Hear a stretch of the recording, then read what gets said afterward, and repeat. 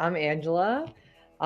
Just to tell you a little bit about myself, I am 36 years old. I am a high school chemistry teacher. I am a mom of two little boys, and I'm a big Survivor fan. I've played a couple live Survivor games, a couple online games, but I'm really excited for Stranded because I have not played a live game in a really long time. So I'm happy to kind of like jump back into it. I should say a live Survivor game in a long time. I just played them all, but I haven't played Nice. Survivor in a while. Okay, so I played Survivor New York season 6, and this is the one that has not aired yet, so I don't know if I can say how I Ooh. did on that Okay, no, that's fine. I respect it. Totally fine. but, I did pretty good on that one. I played, Survivor Millennium Park season 2, and I was first boot on that season. I played, competitive events twice, and the first time I got 8th place. The second time I was, like, out right before the merge. Oh, Don't remember the exact placement. yeah. I played Can You Survive? Blood versus Water. That was another one I was out right before merge. Mm. Um, I played Survivor Brooklyn South, Andy's Arena, one of the on the road games, and I got second in that game. Cool. And I actually played like a local like library game. I won that game. Hell yeah. Yeah. But that's my only win. And I I mean, it was a game, but it was like really short game. Like it's not like a long game, like a longer game like Stranded. So I'm curious to see how I do. I know for me, when I started playing, a big part of me playing was to kind of find out a little bit more about myself because I had really been focusing. I mean, I still do focus a lot on my kids, and I feel like I fell out of things that I've loved to do. Like, my hobbies include like cooking, dancing, watching reality TV. So I feel like I wanted to figure out who I am, and not me like 10 years ago before kids, but like me now as a mom, and what am I like now and how that has changed me. And I I wanted to test myself and see what I can handle, because if you had asked me like 10 years ago, do you think that you could ever like live in the woods with no resources and sleep on the ground? I would have told you hell no. But now I feel like I can handle like a lot more, and I think a big thing with playing live games is seeing what I can do and testing my limits. And I always like to see how like my social game too, because like anytime I watch live TV, I feel like I'm like, oh, that was a bad move, or why did you do that? And I always like to see like how I would handle situations like that. So, yeah, it's been like a learning. Always a learning experience. I learn something new every time, something new about myself, mistakes I've made, how I would fix them. So it's so hard to pick like one season, but one season I always go back to is Survivor Philippines. Mm, And part of that is because I like the winner, Denise, so much. Like, mm. I love how, like, first off, I love how good she is in challenges. Like, I'm not that good in challenges. I wish I was. But, like, the way, like, I'm more impressed by the way that she was able to maneuver through the game, go into literally every single tribal council and never getting voted off, always managing to squeak out and then and then win at the end. So I think that season's my favorite, just to kind of see like her and Malcolm like struggle the most, and then like be able to get so far in the game together. And that's another reason why I like that season too, because I think like when I play, I always like to find like one person that's like my person that I want to go far with in the game. I feel like they did that, and then at the very end, like she cut him, which is something I feel like I would totally do as well. Yeah. Like if I was playing with someone, I thought they could beat me. Like I gotta take them out. So I think, I like that season because of her journey and seeing her like overcome a lot and get the win in the end. Yes. Now, uh, I do just want to say challenges are part of the game, but it's not the whole game. So don't count yourself out just because you think you're not good at challenges. You might Give me surprise like a yourself. puzzle. I could do a puzzle. And honestly, other challenges, like I'll be okay. I don't think I'll be the worst. I definitely won't be the best. I think I'm always gonna be like in the middle, or slightly below average, but I usually am never the worst. So that I could say. Okay, so I still have to watch the release episode. So that's going to Okay. be part of my prep just to understand like Stranded. And it's so funny. My son, who's actually in the other room right now reading while he's waiting for me, he's been getting me, like, we've been talking about the importance of like exercise and stuff. He's only 7 years old, but he's been like embracing it. So every night he's like, Mommy, we gotta do our exercises, even though I'm tired. So I am trying to like exercise a little bit. I feel like I never have time or I'm too tired. So I have been trying to do that. I think now that I'm towards the end of school, like, I have one more week left. I think I will have more time in the summer too. So I guess like a little bit of like exercise and making sure I have my Fitbits. I like make sure I get my steps in. I always try to like, I'm actually more for like Survivor 50. I'm like rewatching some old seasons and I'm on All Stars right now, season 8. So that one's an interesting one. So yes, I guess I'm doing a little bit. So I want to watch the episodes of Stranded. I still haven't done that. Just watching old Survivor seasons, a little bit of exercise. I always have like some puzzles like on apps and stuff. It's gonna really depend on the person. So like it's funny because when I had played Brooklyn South Andy's Arena, I think what got me to the end of that game was knowing so many people, but it's also the reason why I lost the game because they just weren't as impressed with my game because that helped me get to the end. So I feel like there's certain people in my head that I'm like, if I see them and they're playing with me, and I know they're people I would work well with, I would work with them as long as I could, but I have no problem taking people out if I feel like it's the time to take them out. But I don't like, I feel like I do better when I build new relationships too.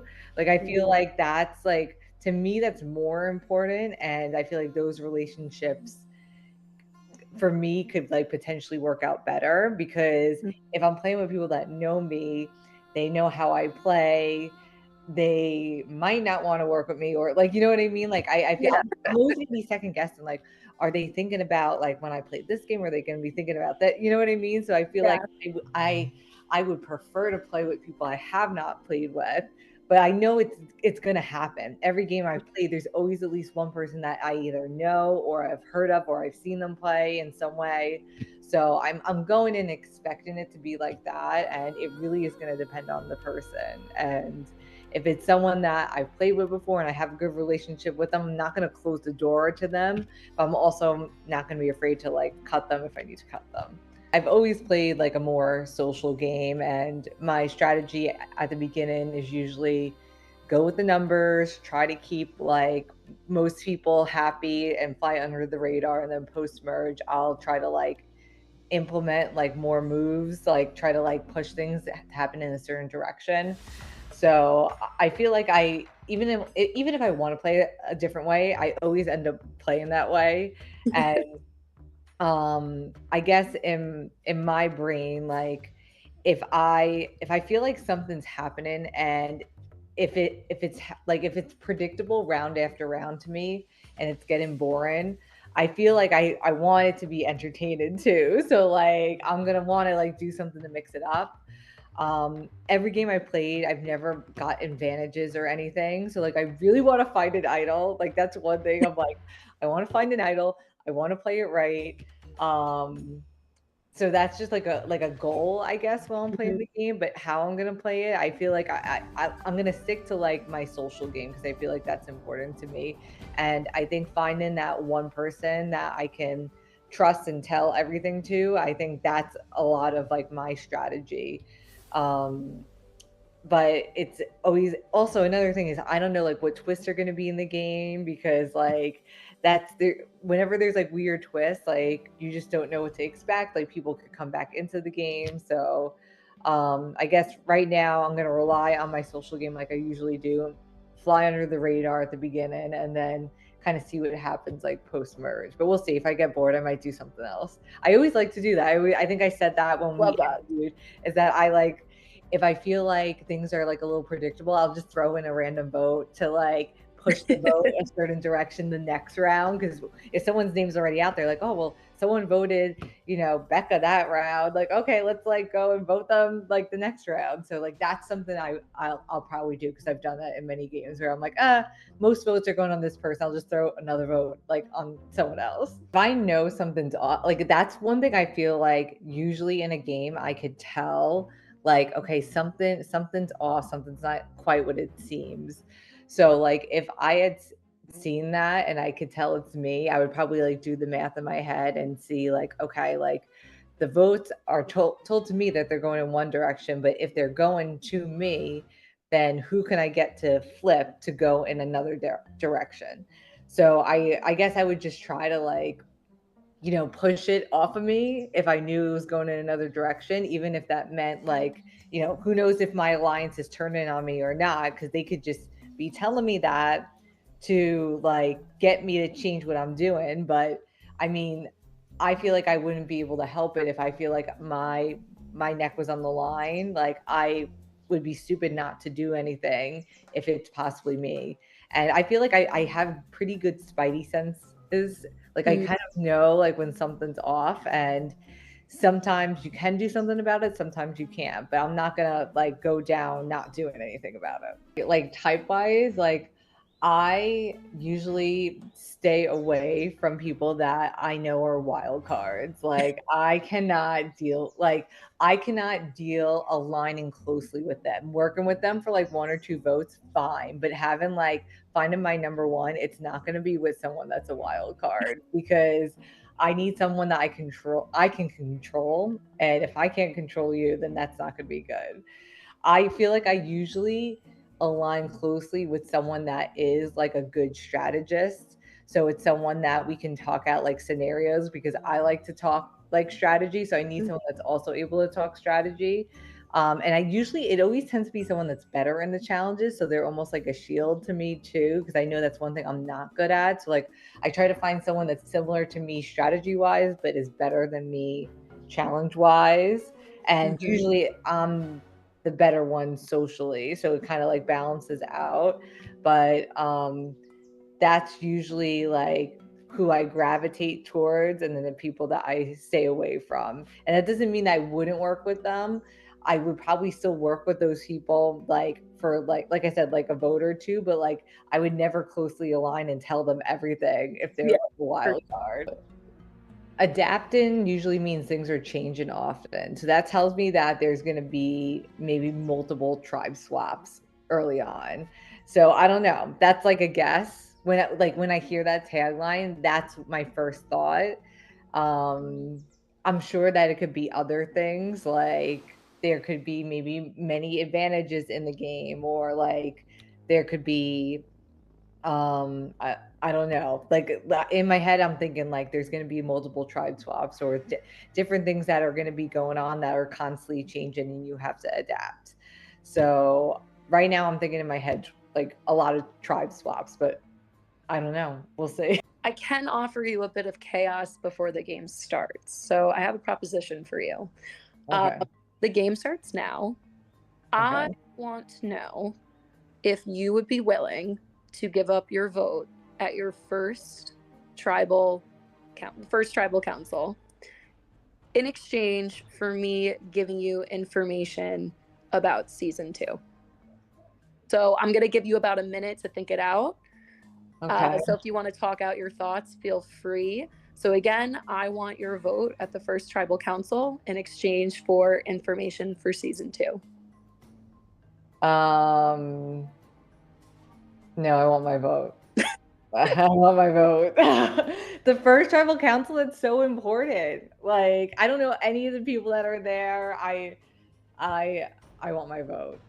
That's your I'll answer? be I can adapt, and that's why I'm saying no, because even if I don't know what's going on, I'll be able to adapt. So I'd rather have my vote and be surprised the day of. And I'm Okay. sure other people will know and have some sort of advantage, but I know I'll be able to adapt better with my vote. Well, congratulations. That was just a test. We just wanted to see how well you can make split-second decisions on the spot. And yeah, so don't worry. You have your vote. Nobody is getting any information about season 2. And And with that, I decided pretty quickly. I knew, like, as soon as you said, I'm like, no way, no way. So with that, is Angela going to survive being stranded? Time will tell. We'll see what's going to happen. I hope so.